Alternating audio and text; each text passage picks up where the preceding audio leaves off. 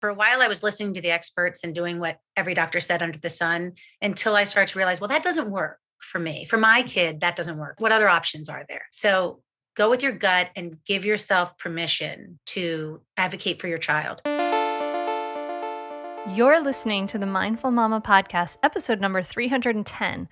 Today, we're talking about raising kids with ADHD, autism, and more with Julie Falcone. Welcome to the Mindful Mama podcast, now with over 1 million downloads. Here, it's about becoming a less irritable, more joyful parent. At Mindful Mama, we know that you cannot give what you do not have. And when you've calm and peace within, then you can give it to your children. I'm your host, Hunter Clark-Field's Mindful Mama mentor. I help smart, thoughtful parents stay calm so they can have strong, connected relationships with their children. I've been practicing mindfulness for over 20 years. I'm the creator of Mindful Parenting, and I'm the author of Raising Good Humans, a mindful guide to breaking the cycle of reactive parenting and raising kind, confident kids. Welcome back to the Mindful Mama podcast, my friends. So glad you are here. I'm excited to dive in today, and a special welcome to you if you're new. Welcome. We've got 310 episodes. Oh my goodness. It's crazy that you can listen to, and you can find all of them at mindfulmamamentor.com if you can't get past the last 100 in the podcast player that you're listening to this. But welcome. I hope you're doing well. We are going to talk about raising a neurodiverse child today and how it really comes with a unique set of challenges. So I'm going to talk to Julie Falcone. She's the author of Dear Loved Ones, an honest guide to helping the special needs family you love, and a mother of four. And she's going to give an insider's view into the family life of a family with not one, but 3 neurodiverse children. So we're going to talk about raising kids with invisible special needs and how to find the support you need. So I want you to listen for some important takeaways, how one diagnosis can mean very different things for different children, how getting support for ourselves is so vital and allows us to provide support for our children, and that fair is not always equal. No, it is not. And as always, you should know that you can see clips from this episode as well as short teaching sessions from me over at our YouTube channel. Make sure you are subscribed there so we can grow the channel and get this information out to more parents. And another way to share and talk about the episode is to be part of the Mindful Mama Facebook group, the tribe. So head over to mindfulmamamentor.com and join us there. So yeah, let's talk about what's going on in this episode. I guess I should tell you that at the end of it, but that's okay. I'm just telling it to you here, and that's it. Let's dive in, shall we? Join me at the table as I talk to Julie Falcone. This episode I'm dedicating to those of you who have special needs kids in your families. And I don't usually do this, but I want to say right away, like, dear loved ones, like an honest guide to helping the special needs family you love. Like, this is a great book to get for everyone else in your family. So I'm just giving you a plug straight up right away, which I think, because I think it's really helpful. So you wrote this great book. It didn't come out of nowhere. No, it didn't. Unfortunately, it is nonfiction. So tell us a little bit, tell us your story about how you say, you have 4 children diagnosed with autism, ADHD, anxiety, sensory processing disorder, depression, developmental delay, and oppositional defiant disorder. So that's a lot of stuff, Julie. Oh my gosh. I know. And I didn't know any of those words before. Even after we had kids, I didn't know a lot of those words. So I learned a lot. I feel like I know different letters up the wazoo, ADHD, ODD, you name it. So yeah, it's kind of crazy how they all kind of snuck up on us. Each diagnosis came at a different time for a different kid. So until you put it all together like that, it's like, whoa. Otherwise, it was just we were working one crisis to the next, Mm-hmm. So yes, I have 4 kids. 3. So I have 3 boys and a girl. So I have a 15-year-old boy. I have a 13-year-old boy. Then I have how old is she now? 12-year-old girl, and then a 9-year-old boy. So actually the 3 boys have the diagnoses. The only one who doesn't have any neurological issues is my daughter and my husband. Well, he's a question mark. Let's be clear. If I could diagnose him, I would. But in the meantime, it's really my daughter, which is it's such an interesting dynamic, because now I'm not only raising 3 boys with a lot of different issues, but I've also got this great neurotypical child that I can kind of like see, oh, this is what a neurotypical child would choose. Mm-hmm. Oh, this is what, so it's a really interesting house. I'll tell you that much. We've got a lot going on in a small little space. Yeah. Yeah. And not far from me, as we've ascertained. Right. So what was the first thing you discovered with your oldest child? So it's interesting how it happened. It wasn't my oldest that was diagnosed first. It's odd how they all had different timings, but my oldest was diagnosed in 4th grade. Well, it came to be in his 4th grade, the teacher started to realize he's not really focusing the way he should be, but he managed it. He secretly managed it. And they say that around 4th grade is when you start to learn new things. And that's when you can't fake it anymore. Like, that's when you can't just look over and say, what page are we on, type of thing. And so in 4th grade, the teachers start to see things a little bit more clearly. So in 4th grade, we kind of got that, but okay, no biggie. He's a little daydreamy. Okay. And then middle school started in 5th grade. And that's when he started to have some anger and depression. And what does depression look like in a 5th grader and a 6th grader? For my son, it was, he refused to go to school. He would no longer just get in the car to go to school. Like, just get in the car, like it's time for school. It became more and more difficult to get him out the door. His ideas were more like, oh, another day of school. I'll do school for 12 years and then I'll go to work for the rest of my life. Like, he was seeing it is depressing and it is real life, but not for a 4th or 5th grader. So school refusal was the big one for us. And so when he started to get into trouble with refusing to go, or when he got to school, he would try to leave, which, the principal really doesn't appreciate when all the kids aren't where they're supposed to be. So, so that was when we really had to, it wasn't even an option to kind of say, oh, maybe something's going on. Nope. We were in that principal's office and it was clear, this is serious. And then as things even started to progress from there, he was very verbal, thank God, and very open to say, I don't feel like being here anymore. And he started to say threatening things that scared the crap out of my husband and I. So that made it pretty easy for us to say, okay, this is serious. We need to get help.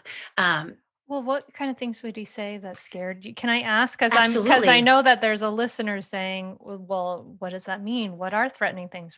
Yeah. Absolutely. So for my oldest, it was, life just isn't worth it. If this is what it's going to be, then I don't want to be here.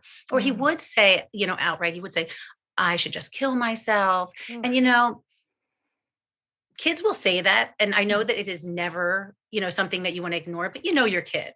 Yeah. This was something we knew that he was troubled enough. It got to the point where, like, I was afraid. I didn't want him in my house, in a sense, because I had to keep constant eye on him. Like, if he was in his bedroom playing Legos, is he in his bedroom playing Legos? Like, I would have to kind of open the door a little bit and just check in. And the pressure was so great that we couldn't live like that. It was just too scary. So we got help immediately for him. And that really looked like, well, there were a couple of trips to the ER, which didn't really do much, to be honest. But with that, we finally got him on medication and some real diagnoses. The depression came immediately, but then after, we started going to therapy, because I kind of believe if you're on medication, therapy they should kind of go hand in hand. Mm-hmm. So we made him go to therapy. And with that, we started to learn more and more: depression, anxiety, ADHD. It all kind of just leveled up, and it made a lot of things more clear for us, for sure. And interestingly enough, as he was going through that, my second son did the exact same thing. I mean, like in fourth grade, he started to refuse to go to school. And it was crazy because we're like, what? No, not you. Not you. You're not that, Oh man. It was, Yeah, I it would was be in very denial interesting. too. Yes, it was yeah, we're okay. I mean, he had his own issues. We knew. My second son, God love him. He went from my cute cuddly to, at a very young age, I want to say like 2 or 3. We thought they were the terrible 2s and then the tough 3s, but they just kept happening. And he was a really volatile, an angry little boy for someone who, at 3 shouldn't really have that much to be angry about. We would walk on eggshells around our 3-year-old and then even 4 or 5. I mean, he was tough, and he was tough in a way that we were like, oh my God, like, you go talk to him. Oh, he needs something. You go. No, you go, because he was really hard. And then as he got older, his symptoms took a different turn. They took a violent turn. So where my oldest went inward, in a sense, and was thinking about hurting himself, my second son was going outward, and he was hurting others. Mostly me, mom. And we learned from that I'm going to love him no matter what. So let me take it on mom, kind of thing. Great, so thanks. yeah, exactly. Like, I need this. So he became violent, and aggressive, and like, I would have never called it verbal abuse at the time, because this is my child, this is my son. No, but I would say he was verbally abusive and physically abusive. But guess what? When you're 6 and 7 and 8, I can handle that. I'm still so much bigger than you are. He's now 13. And when he was 11, he gained a lot of weight from one of the medications, and it was not as easy. So we knew we had our work cut out for us with that. And then so with his anger, we were taking him to therapy very early on, and nothing was working. And we brought him to a new therapist, a man. We thought, this will work. It's a male. This is going to help. And he wouldn't. We were driving to the therapist, and my second son was flipping out. I don't want to go. And you're an idiot. And you're stupid. And throwing like booster seats while I'm driving, booster seats at me. And somehow I was also videoing this because I wanted the doctor to see. I needed somebody else to witness this, because if my friend down the street came over, that's not what she was seeing. This was between he and I. So I brought the video to the therapist. My son wouldn't get out of the car. I showed it to the therapist, and he said, this boy needs to go to a neurologist immediately. He can't be in therapy when he's not even there. We will not be able to have a conversation with him. So thanks to him, I said, oh, okay. We went to a neurologist, and he got immediately diagnosed with ADHD, which I thought, oh, no. He doesn't have a focus issue. He's an excellent student. There's no issues in school. Thank you, sir. But look again at this video, type of thing. And that's where I learned that there's different types of ADHD, and it's not just about focus, but there's this impulsive side that I didn't know about. I didn't know that ADHD could mean that you're angry and volatile and uncontrollable. That was never in my wheelhouse. So yeah, I don't think a lot of people realize that. No, I would have never ever put that together. So when he got medicated, he was working to get medicated, and through the medication, he was then able to get the therapy, because he was then able to at least acknowledge some of those feelings. So that was my number 2. And then Lucy, poor Lucy is the neurotypical little girl who has had to deal with a lot, because her brothers get a lot of attention, and they are moody. And there were times when it was dangerous or scary in our house that isn't fair for her. So, it's like there were times that I don't even remember Lucy growing up because I think I was in a survival mode and she was number 3 in a small, in a small window of time. But now she's like the boss. She's the best. And she's like she can handle anything. But she shouldn't have to. So we try our best to give her her time, which isn't always easy, the squeaky wheel. But, and then we have our last one. I thought we were going to have 5 kids, but we got our 4th child. And I think you get what you're supposed to get because after him, I was just never ready for a 5th. And then that's kind of how that happened. When we had my youngest, he came out of the womb attached to me, I swear, like in a, which ended up, I'm literally not exaggerating, when we couldn't go on a date, my husband and I, we couldn't go anywhere without him because if I wasn't there, he was screaming. We even hired nurses as our babysitters because listen, he's going to cry. You just have to push on through, and nobody could take it because it's a crazy cry. Here, the doctor ended up naming it. It was an attachment disorder, whereas he literally thought I was a part of his body and that he couldn't function like an arm or a leg without me. So when I would get him into a room, it would stop immediately. The crying would stop immediately, which was very flattering, but also exhausting. And so we just called him a mama's boy, right? Like, oh, you cutie, love your mom, oh, you know him, he loves his mom. And then little by little, we started to see things in him very early on. And I think that's because of the older kids, but we caught his issues really early, which really helped out when it came to getting therapy and getting him the services that he needed. But his symptoms were, he was wild, he was out of control, he had the impulse, he had the anger. He wasn't looking anyone in the eye. He wasn't very verbal to anybody. To me and to our family, he was, but nobody else. And little by little, I said, oh, it's ADHD. Oh, don't worry. When he's older, we'll medicate him. Like, this is what I'm thinking in my head. He's just like the others. This is fine. And he had a developmental delay, which OT was great with. Occupational therapy. Yes, occupational therapy. We put him in speech therapy because he was not having any conversational, practical speech. And then there was an incident with snow pants that changed everything for us. He doesn't wear certain things. And I put him in snow pants once because we were going out in the snow for Thanksgiving. And he started screaming as if he were on fire, like legit fire.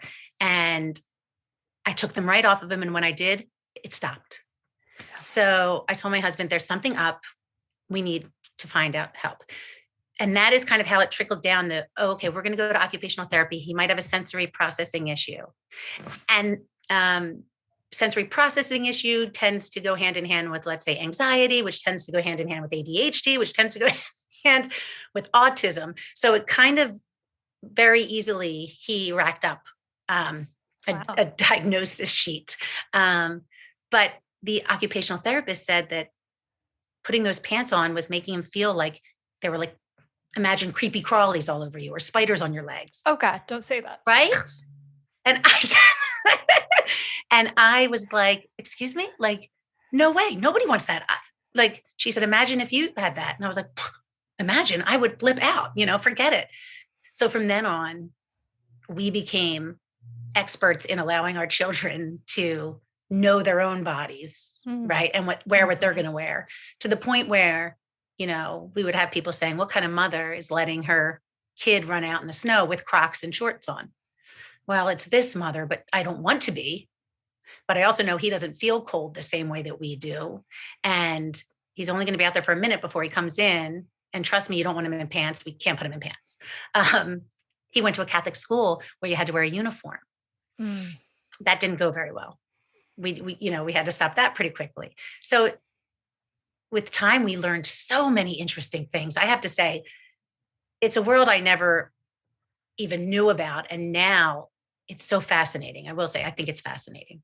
Now that everybody's No, okay, it's fascinating, I now should that say. now that you're on the other side of like the Yes. riding that incredible wave. Now, as you were going through this, were you asking yourself like, why us? What's Oh, going on? Where is this coming from? Like all those why questions that I don't know. I mean, they may or yes. may not be helpful, I guess, but yeah. It I think it's only human, and with ADHD, I didn't think too much about it.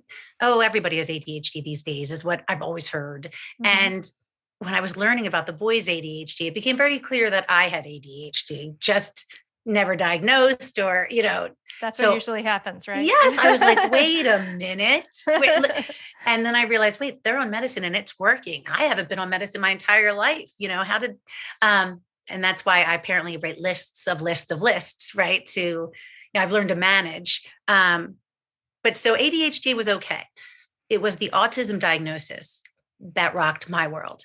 Um, Mm, I will say that, and I hope this doesn't come off wrong, but when I was pregnant, I was scared of two things. I mhm, was scared of SIDS and autism. mhm, Um, SIDS because, of course, there's no control and there's no rhyme or reason, mm. and autism because I read a book a million years ago, and um, it told the story about how this mom one day she had her son. He was 4 years old and lovely, and the next day he was nonverbal. And it was so scary to me to read this story that Mhm. I thought, that's something I can't handle either. So I had talked many talks with God and with, what I can and cannot handle. Thank you very much. And so when we got the autism diagnosis, that hurt in a way that the other diagnosis didn't for me personally. Um, I went home and I went to actually a friend's house because they were away and I said, "Can I use your empty house?" And I went home, I went to their house and I spent a few hours just bawling Mm. and crying. I didn't want anyone else to see that. I didn't want my family to see that, but I had a lot to take in and a lot of Yeah. whys. Exactly. Why me? I asked you not to give me this. Remember? Yeah, yeah, yeah.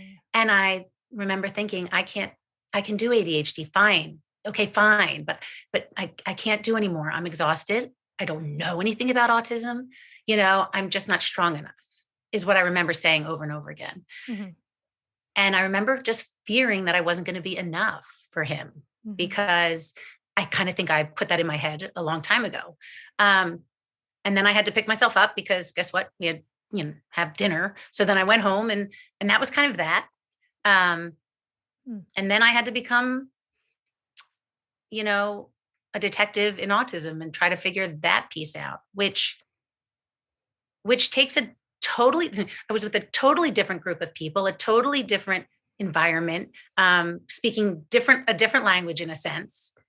And there were so many different levels. That spectrum is truly that, a spectrum. So that was a really lonely time for me because I couldn't find someone who had the exact same kid that I did Mm. because you can't.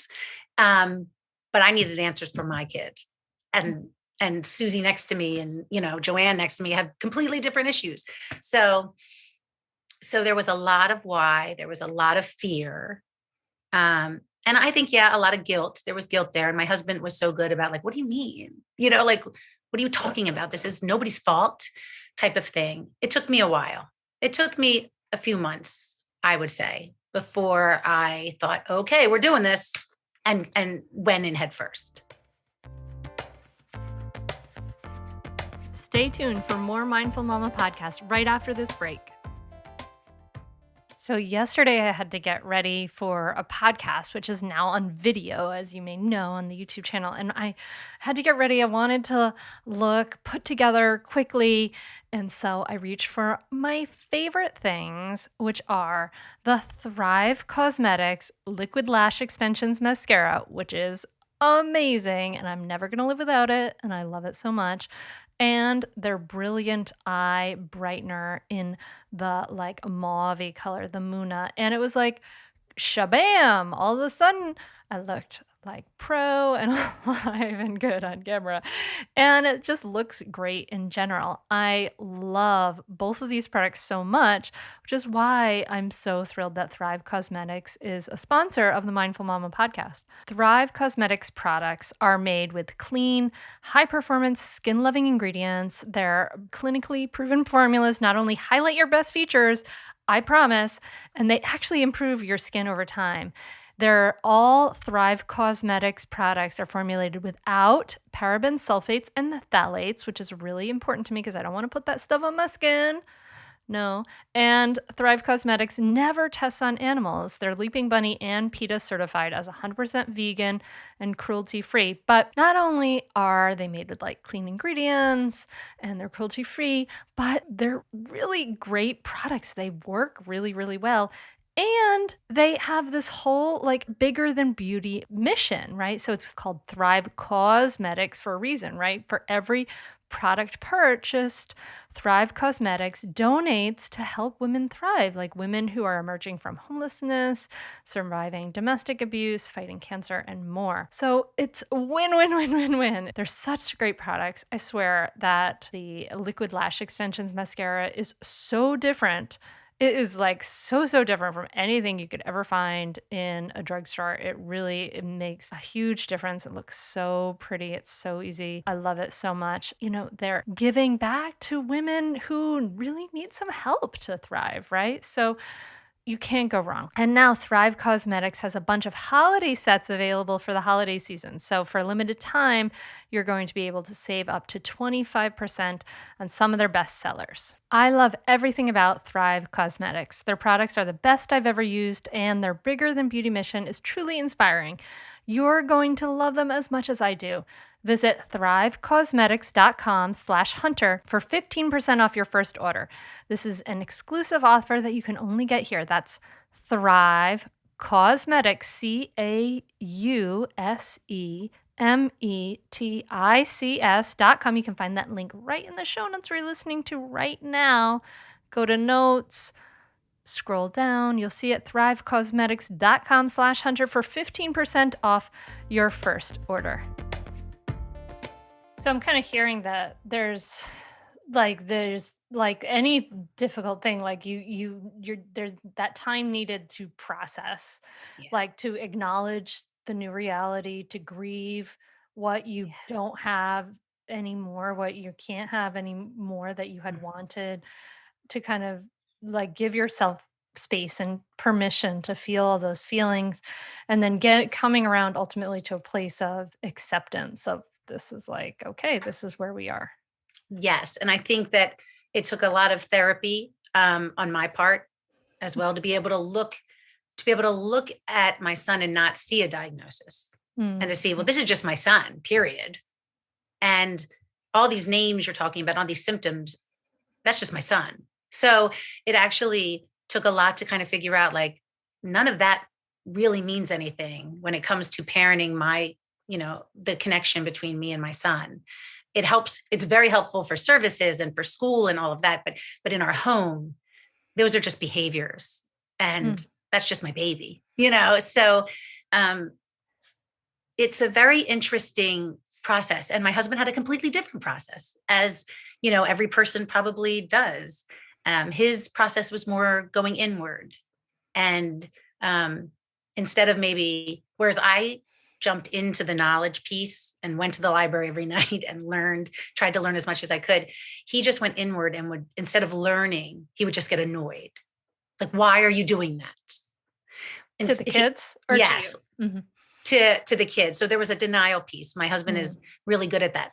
That's a part of his survival, tactic. So for a while that was his.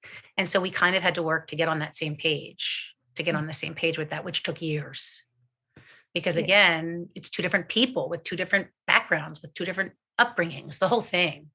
It's a very interesting test and challenge for any couple, but for a married, we didn't have any big issues. This is the first kind of start of crisis after crisis after crisis, and needing each other but were we doing it right? Were we going to each other? Or was I just going inward and, like I call it, taking to the bed, where I would just like go to bed at 5 p.m. and say, I'm done for today. Thank you. Good night. Were you working full time or? No. So Mhm. after my first, even before we had decided that I wanted to stay home. So Mhm. my dream, even when I was 13, was to be a stay-at-home mom, forever. So it was I felt quite ungrateful when I finally had exactly what I wanted. I'm a stay-at-home mom. We're making this work. And I've got the big family that I wanted more than anything in the world. And now I'm tired. I'm cranky. I'm questioning everything. I'm yelling. This is not the family that I had in mind. This is not the picture in my head. So it took me a long time to understand that it's reality, whether, grateful or ungrateful, this is reality, and that's okay. The picture in your head when you're 13 is not real. Moments are, maybe moments are, I should say. Well, yeah. Yes, thoughts in general are definitely not real. Right. So, uh, so I'm wondering, like, the greater challenges require greater resources, right? And you were obviously like reaching out to resources in the medical community, therapy, and things like that. What are some of the essential resources, maybe some of the obvious ones, but maybe if there are some not so obvious resources that parents of kids with special needs should be utilizing to address this like greater challenge? So CHADD, CHADD, which is an ADHD organization, is huge. It's a national organization, very helpful.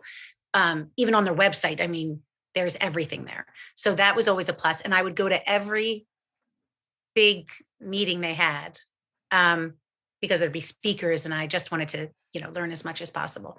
At one point, I took my mother to New Orleans because that's where one of their meetings was. And I was like, let's go. Anything to take some stuff in. So there's a lot of work. News. Yes, exactly. Exactly. And so, good. We'll get to see some things when we're there. The other part to me, the resource part, is one of the first things I ended up doing was I emailed a woman in my community, a lovely woman. We're not best friends. We're friendly. We would do a wave, but I know that her son has autism. He was in my oldest son's class. So I knew that she had gone through stuff. She knows things. And I emailed her out of the blue because I kind of think when you're desperate, you do whatever you need to do. And I just emailed this lovely lady and said, I'm in trouble here. This is what's happening. And can we sit down and talk? So I just put myself out there, which is not easy. But everyone, what we come to realize is that everyone in this community is so nice and just wants to help each other so much. So of course, this woman was like, absolutely, meet me at Panera tomorrow. And I spewed, I don't know what to do. I don't know where to go first. What should I do? And she said, relax. She was where I am now, probably, where like there's less crises and more just management. Relax, take a breath. It'll be okay type of thing, which is, I think, what everybody needs is almost like that one buddy mentor, somebody that you can say, did this happen to you? And she's a few steps ahead of you, right? And so you can say, oh, you can believe her when she says it'll be okay. Exactly. It was like, wait a minute, you don't seem like you're crying every day.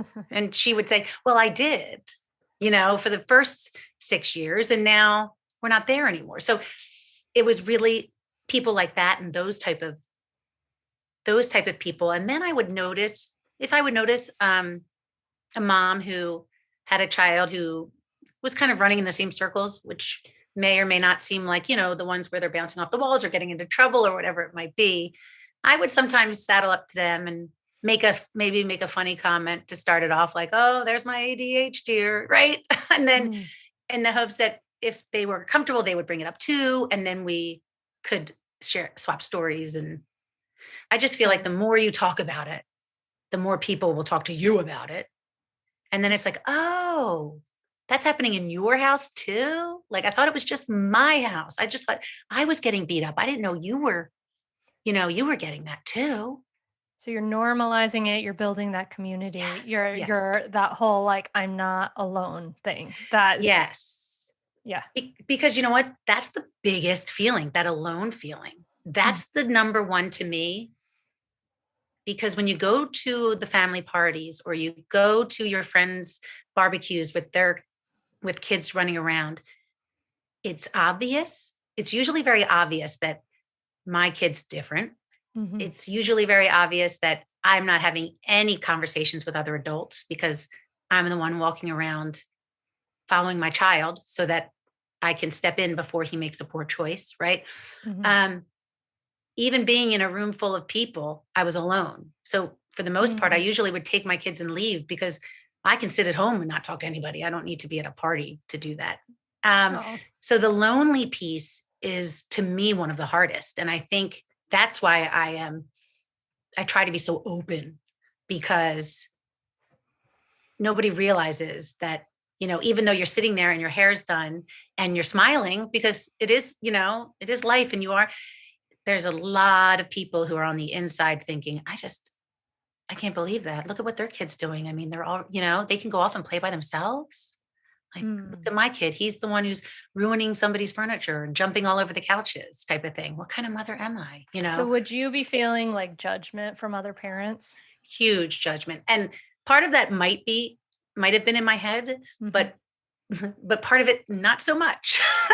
Part of it, people were um very open about their questions or their advice. Mm. I would never let my child hit me like that. Mm. I'm not letting him hit me. I picked him up and he whopped me. Like I would see eyes bug out of their heads, or I Mm. would see eye rolls, or even even when someone's kind enough, or so they think they're kind enough. Oh, Julie, when that teacher said, what kind of mother sends their child to school in shorts and a t-shirt in this weather? Don't worry, I stuck up for you. And I told them that your kid has issues. Well, thanks. And now I know that this teacher was just talking about my parenting. Mm. Um, so it's there. It's just always going to be there, I think. What I've learned now, years and years and years later, because what used to Mhm. happen is my friend would say something, not because she wants to be mean, because she thought it. Sometimes you think things and you say it. And Yeah. what I learned after many, many years is they're not trying to hurt me. It's just happening. So before, I would go home and cry. I would never confront, Aw. God forbid, never. I would never have the guts to say, hold up. Mhm. Instead, I would just go home and cry and think, this is horrible. Like, they think I'm a horrible mom. They think Mhm. and usually it was, they think I'm out of control. They think my kids are out of control. They think that I can't discipline. I'm not a disciplinarian. I have Mhm. no boundaries. I'm a pushover. Those were the types of feelings that I felt as a mother, that's what people thought of me. Like, Mm. oh, she And just so has no control. do you confront people now? Do you have a skillful way of checking that? I try. I'm still Mhm. not comfortable completely, but I can try to do it with a jokey way. Like, Mm. for instance, I'll say, oh, my kid would never do that.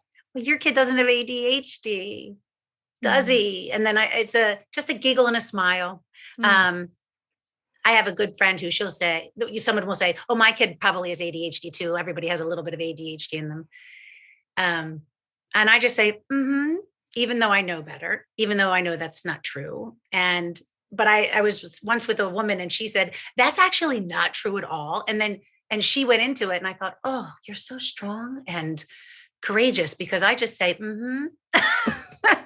um, so I tend to do things with a laugh and a smile because sometimes I just don't want to get into it, Yeah. but other times some people are just going, they're not going to hear it. Like some of my Yeah. lovely family members, God love them. You could say it 100 million times. Yeah. It's not getting through. So, okay, I'm just going to stop having that conversation. Stay tuned for more Mindful Mama podcast right after this break. we are supported by Pros Custom Hair Care. There's obviously no one size fits all solution when it comes to hair care. A product that works wonders for curls might make straight hair limp and greasy.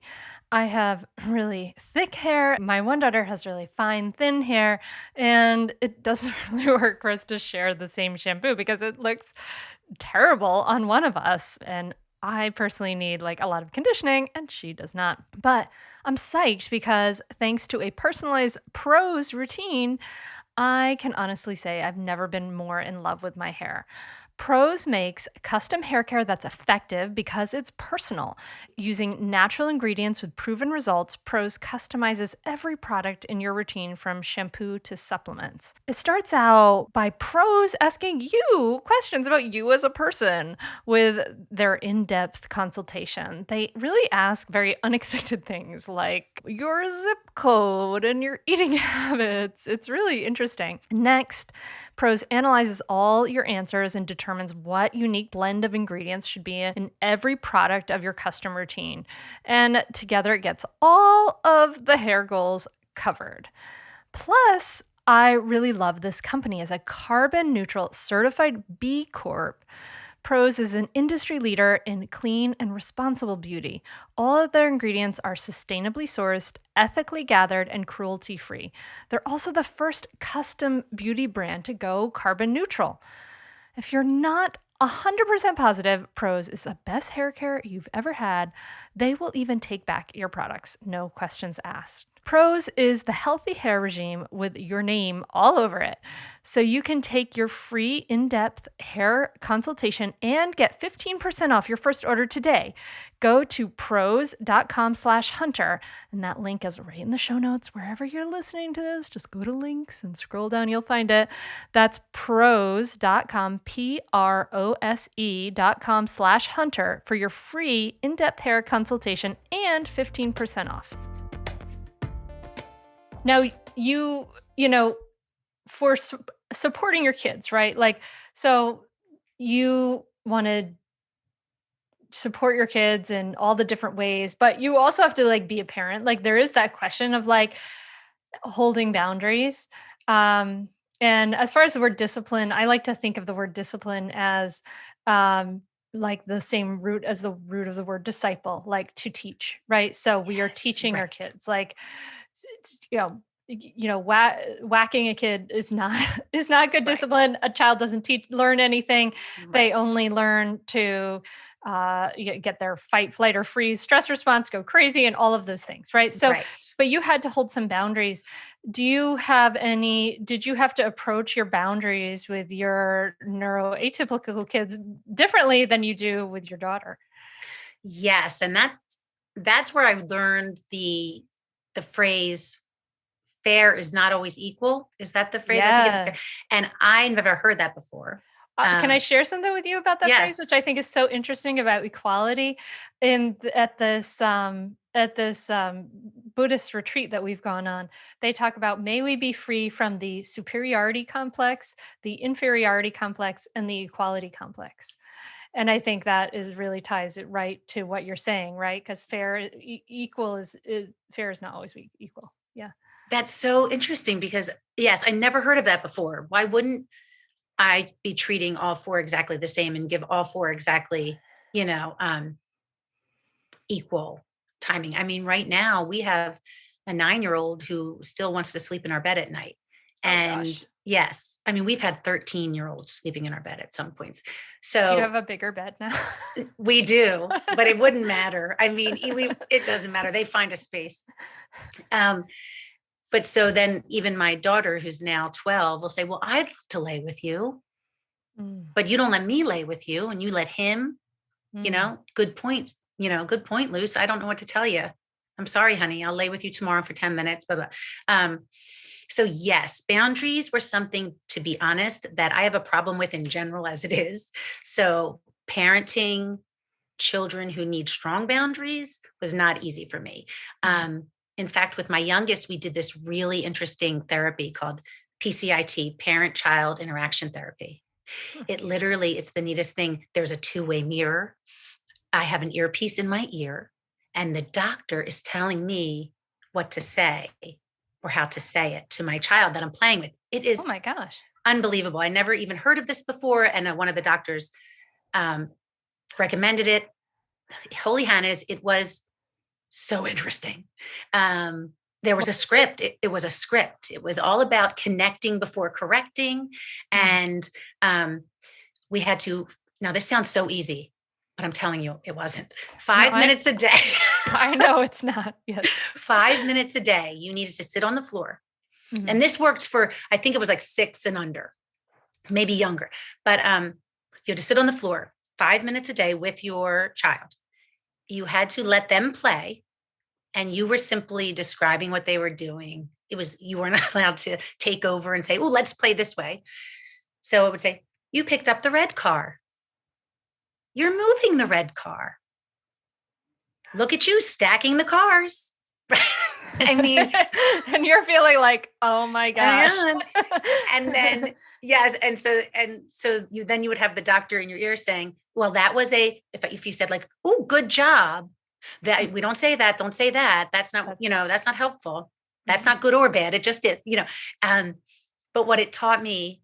So after many, many weeks and months of 5 minutes, then they give you the next piece of the therapy, which is the script on now he does something wrong. It's all about, and it's been so many years now, but it was about the way you spoke, your tone of voice. And the minute you spoke like that with the certain words, whatever they started with, it was as if, okay, mom, like, oh, you mean business. But I guess I've connected with you for so long that you trust me now. It worked. It really worked, which was unbelievable. It was like so amazing. And it's so neat. It really is. That's so interesting, because that whole, what you're describing, is describing what your child is doing. And that's almost like auditory external mindfulness. You picked up the thing, and actually this is what in mindful parenting, we talk about a lot, is describing the scene of what's happening when it's a difficult scene. This is on the floor. This is here. You're upset. I'm seeing this, and this, right? This like kind of the power of just, I'm kind of hearing maybe like the power of like this, just acknowledging and describing, and you're seeing what he's seeing, and you're acknowledging that you're there fully present with him and seeing and what he's seeing, I guess. That's a great insight. And I will say, I think that's why it had to be only 5 minutes, because any more than that, and we would have checked our phone, right? Yeah. We would have checked our phone, or we would have been thinking about what's for dinner. So for 5 minutes, it was just his. Yeah. That was really cool. That was a really helpful therapy. You know how some work and some don't. That one really was good for us. And it was good for me because of my boundary issue. So I could get behind, I could stand behind the do's and don'ts, because they were fair and respectful. And that's important. That was important. It sounds like you also learned to say yes to maybe a lot more than you expected to when you were 13, right? Like it sounds like, what we talk about in mindful parenting again is like this idea of like, we're creating boundaries around our needs. Like when your behavior impinges my needs, I have to create a boundary. But when I see you in the snow with no pants on, and I can't figure out what the effect is on me, it means like it's not impinging on my needs at all. And it sounds like that you kind of you had to come to that on your own. So I'm glad it's called mindfulness, because you know what I've been calling it? I've been saying, yeah, I just keep the bar really low. Like, oh, if you expect, so, and I like mindfulness better. But yes, I say yes to, I want to say almost everything in a sense. If you're not going to get hurt, and this is something that we can do for you, and it's, then why not? If you're behaving like this, exactly. If you're behaving like this and it's not hurting anybody, I think you might be a little cuckoo, because I would never do that, but you're happy. So, like, so yeah, so I feel like, and my husband, God love him, is on the completely different end because we were raised a little bit differently. So he has very strong discipline, very strong. This is a yes and this is no, and it's because I said so. And you will respect me because I'm your parent, which I definitely want to be respected. I deserve that and I want that. But we go about it two totally different ways. And it's extremely interesting. It must be interesting because that doesn't often work, really. That whole because then you have to use power to back up, because I said so. And then there has to be an or else. And then that becomes this arms race of what punishment can I inflict upon you? And then your child resents that parent because they're just inflicting a punishment that feels arbitrary rather than these are my needs, these are your needs. How can we resolve this problem? Yes. And I think what's interesting is, I have to say, therapy wise, my husband and I have been going to therapy for years. Once the kids got their diagnoses, which has been wonderful. But I continued on, and I have to say, I think me and therapy have become best friends. So because of that, I can kind of look from outside and see how he's handling a situation versus how I handle a situation. And especially with my second child, who has this defiance piece in him, controlling is the opposite of what will work for him, so they have butt heads since the get-go. And I used to go through periods where I would stop and say, whoa, whoa, whoa, I think you're doing it wrong, parent. That doesn't go well. Yeah, no, that doesn't go well. And then I've done the, well, you know what? That's their relationship. This is the relationship they're going to have as father and son. And that stinks, but that's not on me. But usually I'm in between. Usually I'm in the in-between mark. But I think that's probably one of the biggest difficulties we have as a couple, is that we have become so different. Well, actually, I've become so different. He is wonderfully the same. The man I married is the man he is. The woman he married is no longer here. I am a completely different person. And I think that stinks in a lot of ways for him. I'm happier for sure, but that doesn't mean he would choose this version of me back then. It's really, we always used to joke, would you have a second date? Would we have a second date now? We're so different. I mean, what he loved about me most was that I was competitive and athletic. Those are two words that do not describe me at all now, because nothing is worth the competition. Nothing is worth my mental energy. And athletically, I just don't have that same drive. Interesting. So thinking about the relationship, would you go back and change your parenting to be more like your husband if you know what I mean? Because this is a question I get all the time is I want to maybe transform the way I'm parenting. The old school ways, they don't work. I have this combative relationship with my child, whether they have special needs or not. But my husband may not be on board, or my partner may not be on board. And my thought is well, for me, it seems like that's no reason not to have a good relationship with your child. Are you going to have I don't know. So I don't want to put words in your mouth, but I'm just curious about that thought process for you. I think that when I think back to who we were, before kids, or before it really got difficult, I think I was very, what's the word? A pleaser. And so kind of whatever you say goes, whatever you want to do, I want to do. And then I think once the kids came, it became, this is my family.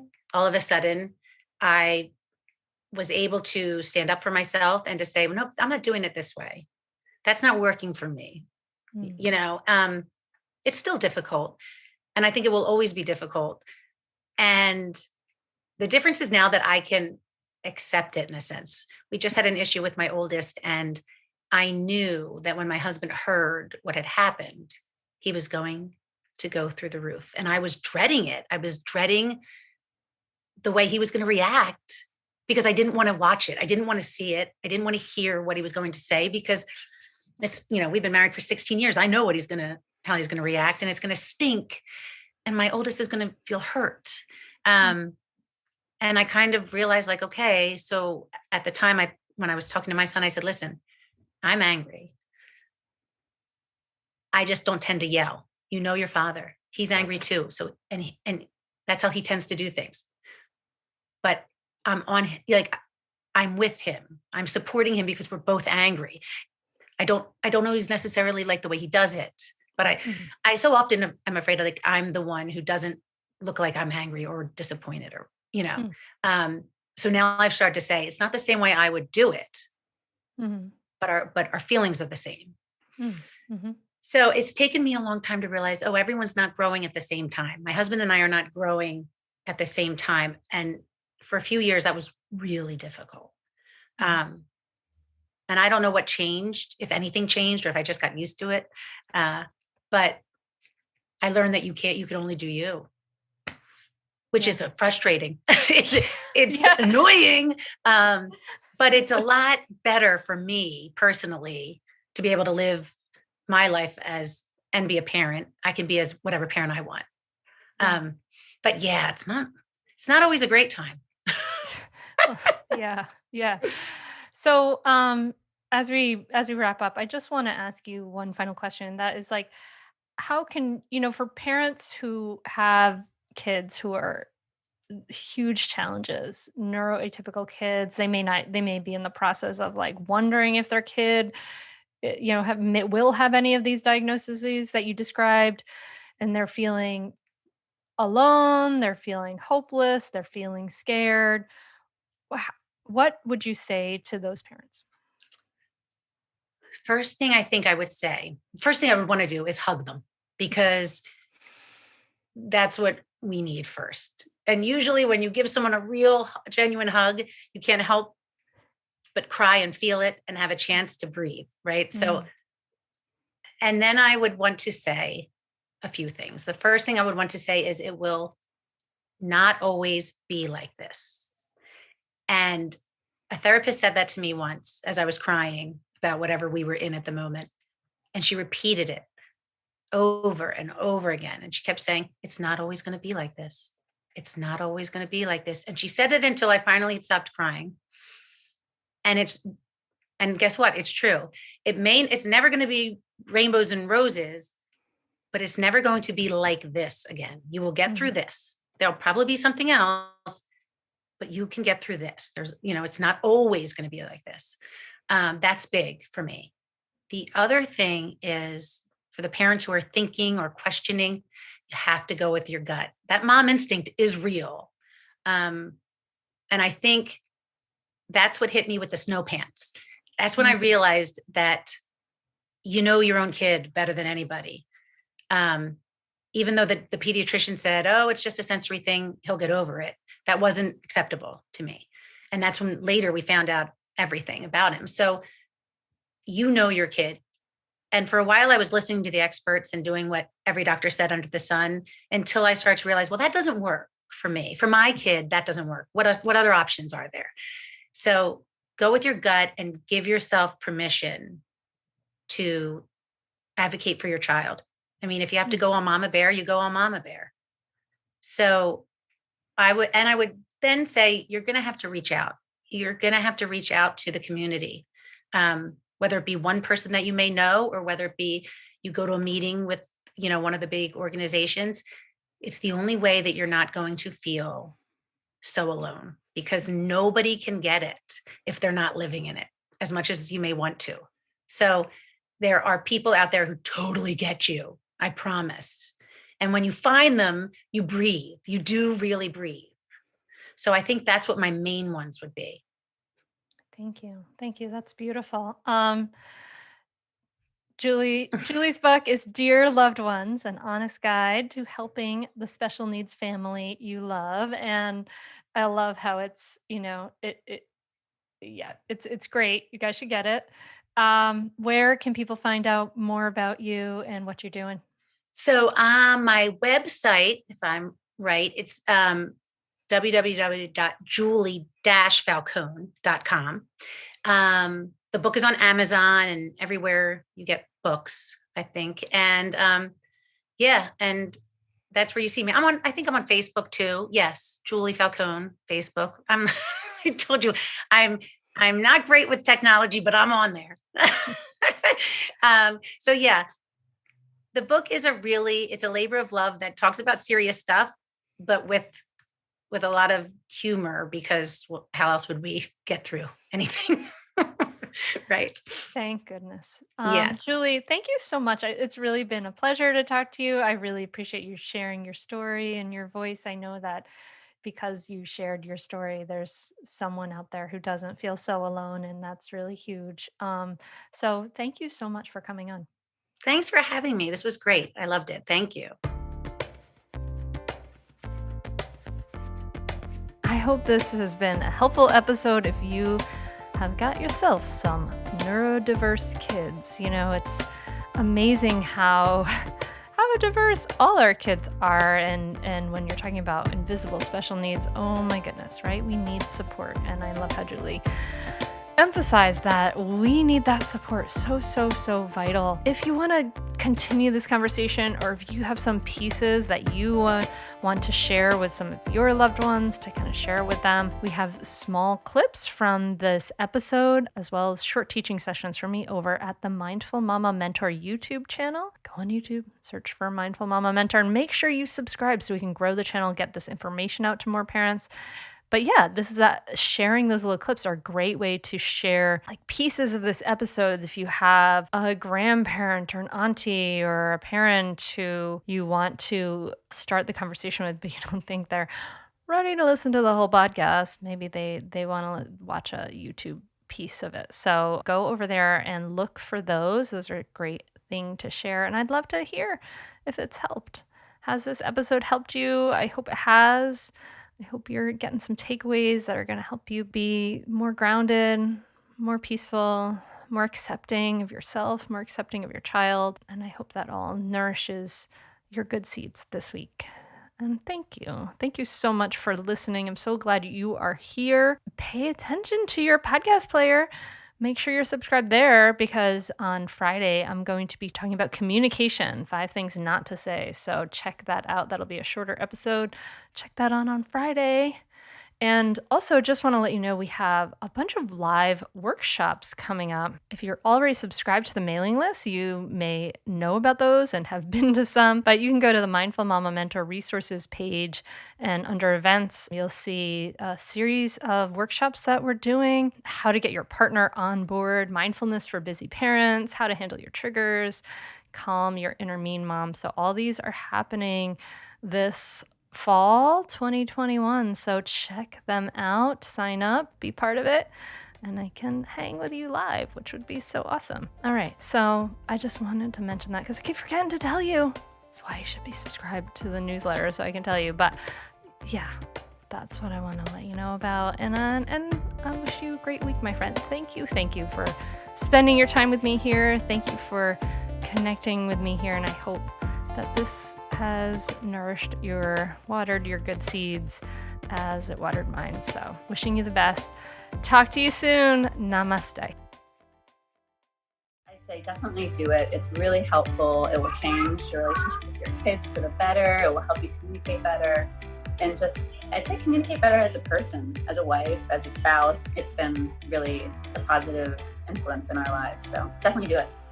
I'd say definitely do it. It's so worth it. The money really is inconsequential when you get so much benefit from being a better parent to your children and feeling like you're connecting more with them and not feeling like you're yelling all the time or you're like, why isn't things working? I would say definitely do it. It's so worth it. It'll change you. No matter what age someone's child is, it's a great opportunity for personal growth, and it's a great investment in someone's family. I'm very thankful I had this. You can continue in your old habits that aren't working, or you can learn some new tools and gain some perspective to shift everything in your parenting. Are you frustrated by parenting? Do you listen to the experts and try all the tips and strategies, but you're just not seeing the results that you want? Or are you lost as to where to start? Does it all seem so overwhelming with too much to learn? Are you yearning for a community of people who get it, who also don't want to threaten and punish to create cooperation? Hi, I'm Hunter Clark-Fields, and if you answered yes to any of these questions, I want you to seriously consider the Mindful Parenting membership. You'll be joining hundreds of members who have discovered the path of mindful parenting and now have confidence and clarity in their parenting. This isn't just another parenting class. This is an opportunity to really discover your unique, lasting relationship, not only with your children, but with yourself. It will translate into lasting, connected relationships, not only with your children, but your partner too. Let me change your life. Go to mindfulparentingcourse.com to add your name to the waitlist, so you will be the first to be notified when I open the membership for enrollment. I look forward to seeing you on the inside. mindfulparentingcourse.com.